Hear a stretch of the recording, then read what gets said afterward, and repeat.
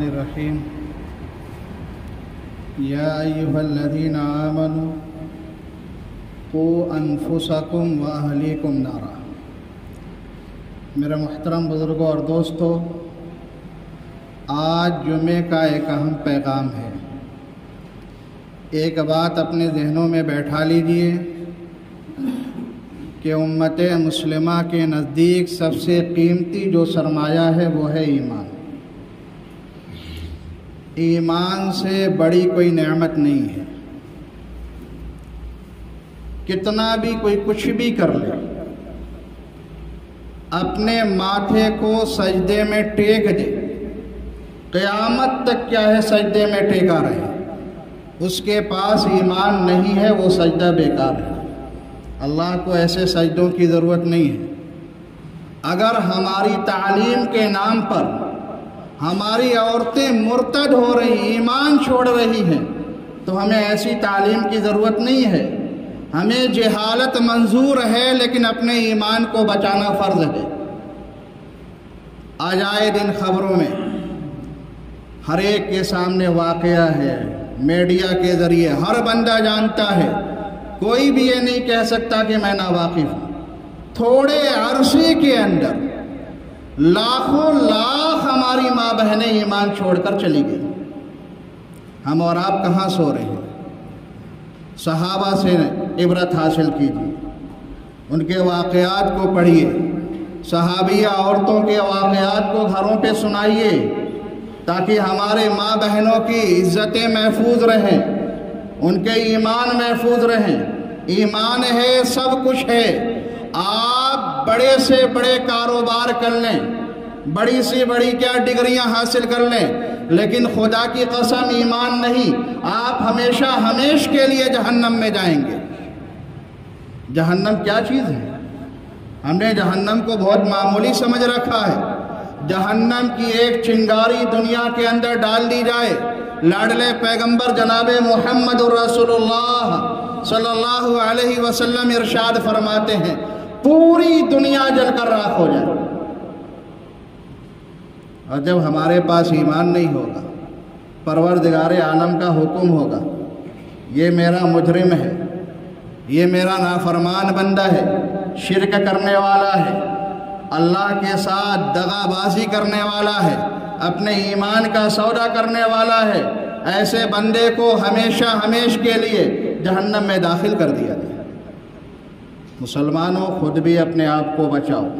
قرآن کہتا ہے یا ایھا الذین آمنوا، اے ایمان والو، اپنے آپ کو، اپنے گھر والوں کو، اپنی بیوی کو، اپنے بچوں کو، اپنے بہنوں کو، بیٹیوں کو جہنم کی آگ سے بچاؤ، جہنم کی آگ سے بچاؤ، جہنم کی آگ سے بچاؤ، جہنم کی تباہی سے بچاؤ، جہنم کی ہولناکی سے بچاؤ، قبر کی بربادی سے بچاؤ۔ ایسا نہ ہو کہ آنکھیں بند ہوتے ہی ہمارے اوپر قبر کے عذاب شروع ہو جائیں۔ یاد رکھو، گھر کا ہر بندہ، گھر کا ہر فرد جو بڑا ہے، اس کی ذمہ داری ہے۔ لاڈلے پیغمبر نے فرمایا، کلکم راعٍ وکلکم مسئول عن رعیتہ۔ ہر بندہ اپنے گھر کا ذمہ دار ہے، ہر بندہ اپنی فیملی کا ذمہ دار ہے۔ ہر ایک کو اپنے گھر کے عورتوں کی تربیت کرنا فرض ہے، اپنے بچوں کی تربیت کرنا فرض ہے۔ اگر ہماری غفلت رہی، لاپرواہی رہی، اور ہماری ماں بہنیں ایمان چھوڑ کر چلی گئیں، تو ہم اور آپ بھی مجرم ہوں گے۔ ہم سے بھی سوال کیا جائے گا، ہم سے بھی پوچھا جائے گا، ہم کون سی غفلت کی نیند سو رہے تھے۔ صحابہ کے واقعات پڑھ، عمار ہیں، یاسر ہیں، سمیہ ہیں، پورا گھرانہ ہے، تاریخ کی کتابوں میں لکھا ہے، سیرت کی کتابوں میں لکھا ہے۔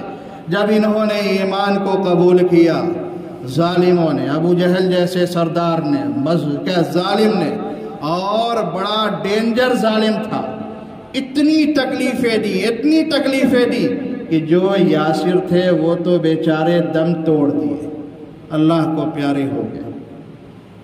بچی ان کی بیوی حضرت سمیہ رضی اللہ عنہ، اور بیٹے کیا ہے عمار۔ لکھا ہے سمیہ رضی اللہ عنہا کو ستاتے تکلیف دیتے دیتے جب ان کے جسم میں جان اب بھی رہی تو ظالموں نے ان کی شرمگاہ پہ برچھا مارا، پھر وہ اللہ کی راہ میں شہید ہوئی، لیکن ایمان کا سودا نہیں کیا، کیونکہ وہ لوگ سمجھتے تھے ایمان کیا چیز ہے، 1000 جانیں قربان ہو جائے لیکن مسلمانوں ایمان کبھی ہم سودا نہیں کر سکتے۔ ایمان کی قیمت ان لوگوں نے پہچانی۔ لکھا ہے اسلام میں وہ پہلی خاتون تھی جو ایمان کے نام پر، اللہ کے نام پر، اللہ کی راہ میں شہید ہوئی۔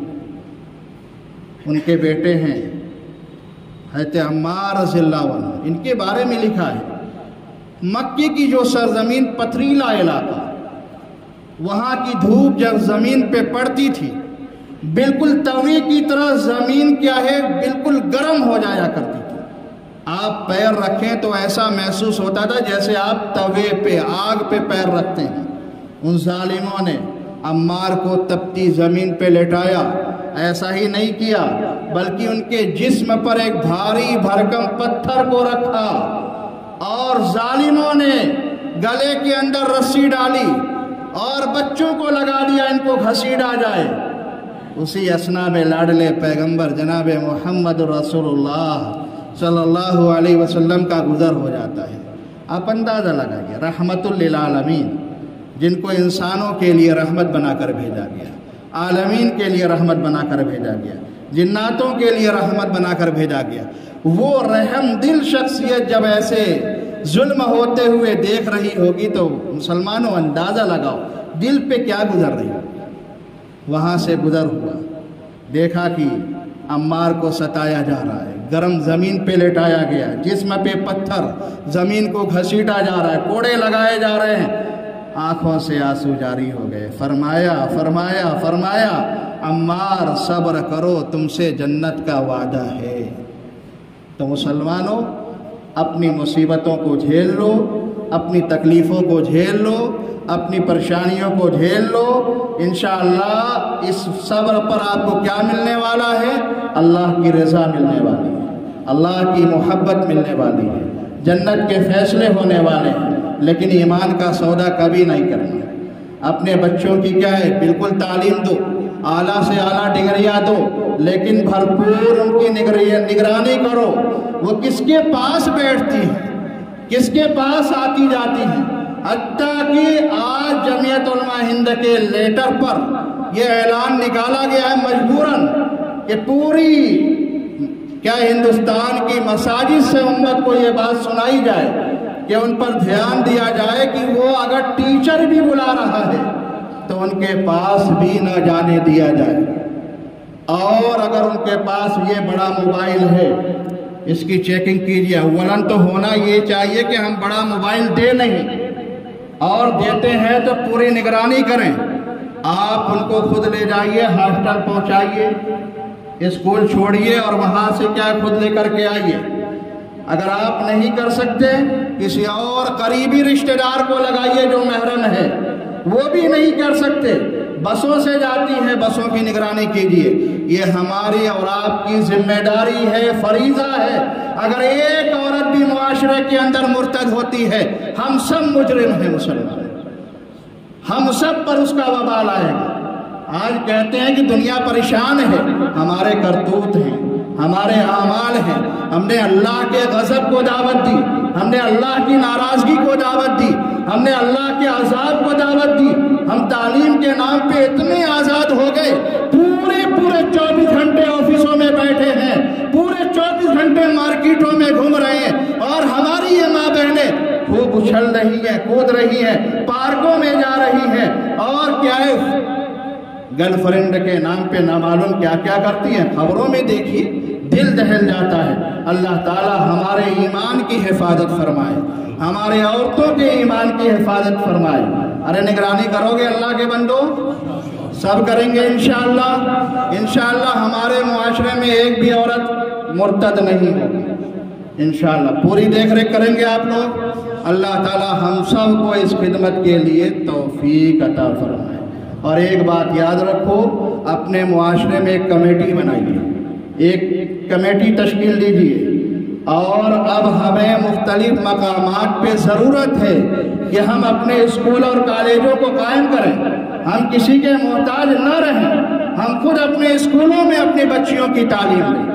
آپ جگہ جگہ کمیٹی قائم کریں اور اسکول، بہت بڑا اسکول کی ضرورت نہیں ہے، چھوٹی جگہ لیں، وہاں چھوٹا سا اسکول قائم کریں، پھر اپنے بچوں کو اس میں داخل کریں، اپنے نگرانی میں ہمارے بچے پڑھیں گے، کلمہ لا الہ الا اللہ کی روشنی میں پڑھیں گے، قرآن کی روشنی میں پڑھیں گے، اسلام کی روشنی میں پڑھیں گے، ہمارے گھر کا نظام بھی بدلے گا، ہمارے معاشرے کا نظام بھی بدلے گا، ہمارے گھر سے کیا فتنے، بلائیں، مصیبتیں سب مسلمانوں دور ہو جائیں گی۔ لیکن ضرورت ہے تھوڑی فکر کرنے کی۔